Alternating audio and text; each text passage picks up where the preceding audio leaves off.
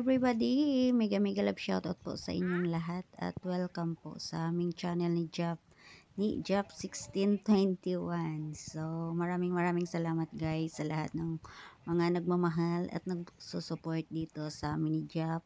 Sa lahat ng mga kumakaway-kaway, syempre, every time na nag-screencast kami. So, ayan guys, yung mga nakikita nyo is ang aming ang aming munting investment ni Jap. Actually, nung unang uwi namin na planuhan na namin yan. Pero nung pangalawang uwi na namin at sabi namin, umpisahan na namin. So, yun ang unang investment namin na mini grocery with second floor.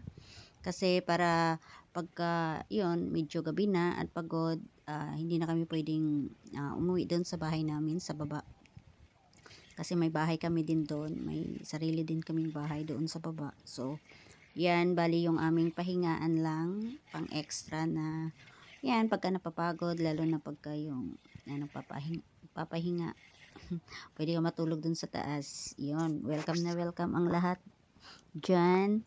Pag natapos, so, nakaka-excite lang. Kahit na ganyan lang, guys, no? 2 weeks pa lang yan. Pero, tingnan nyo, parang wala pang buo, wala pa akong nakikita. Halos, ano tawag dito, kulang-kulang 200,000 na yung nagastos namin dyan. Bali, 7 sila, tapos hindi pa libre ang pagkain dyan. So, buti na lang hindi kasama yung mga kahoy dyan, kasi yung kahoy nilibre nung aking bayaw, hindi niya pinabayaran sa akin. So, shout out sa aking bayaw na napakabait. At syempre, iba din pagka mabait ka din sa kapwa mo, may balik din na bait talaga sa iyo. So, maraming salamat syempre sa aking bayaw na yung lahat ng kahoy na ginamit diyan is libre. So, ayan guys, yan, update. 2 weeks pa lang yan, ganyan pa lang siya. So, yung unang update ko, 'di ba? Ganun din nung unang upload ko.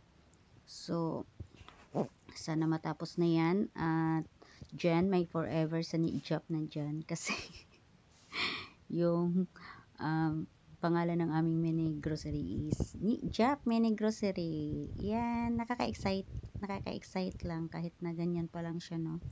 So, sana matapos namin. At, yun, syempre, hindi na tayo pabata.